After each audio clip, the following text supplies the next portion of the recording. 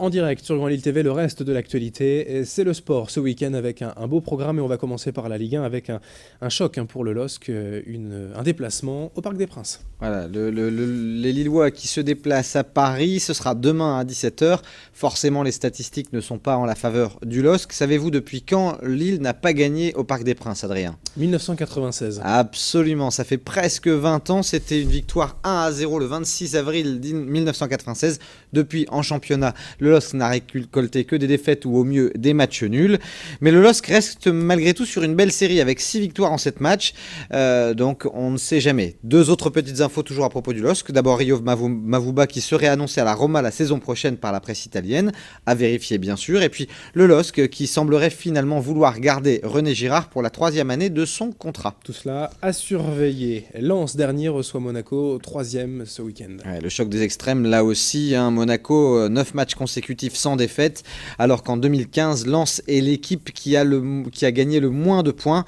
Monaco étant la formation ayant pris le plus de points depuis le 1er janvier 2015. Donc ça va être quand même compliqué pour les hommes d'Antoine Camboiré. Et puis de la Ligue 2 ce soir avec Valenciennes. Ouais, Brest qui reçoit donc les Valenciennois. Brest n'est pas une équipe qui réussit à Valenciennes. En 20 confrontations, 15 défaites du VAFC. Une victoire pour Valenciennes serait quasiment synonyme de maintien car ça amènerait les Valenciennois à 39 points. Donc le plus dur, il reste plus grand chose à faire, absolument. Un événement, franchement, ce soir du basket, une nouvelle finale pour le SBV1. Elles n'en finissent plus, les Villeneuvoises. Et ce soir, donc, finale aller du championnat face à Bourges, l'ogre du championnat. C'est à 20h30. Le match retour, ce sera ce dimanche à Bourges. Et le match d'appui éventuel en cas de belle, ce sera mardi. 8 ans après le dernier titre de Valenciennes, on espère le meilleur pour les Villeneuvoises déjà titrées championnes d'Europe. Mais attention, Bourges en face, c'est 12 titres de championne de France. Du basket masculin cette fois avec la Pro A. Ouais, Pro A, match capital pour le BCM en vue d'une qualification en play-off face à Dijon. C'est le 8e contre le 7e, c'est demain à 20h.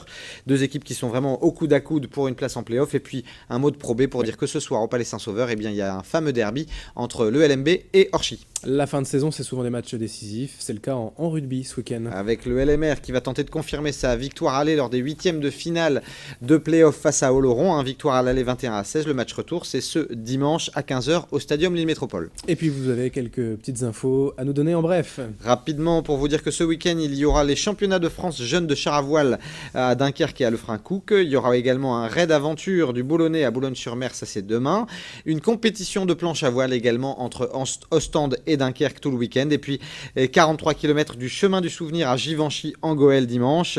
Un marathon reliant Bulcourt à Ablain-Saint-Nazaire. Et enfin, ce sera ce week-end la clôture de la 29e édition des rencontres internationales de cerf-volant à Berck-sur-Mer. Pile dans les temps, on a été tout à fait complet. Merci Guillaume pour ce programme et à lundi pour les résultats. À lundi, Adrien.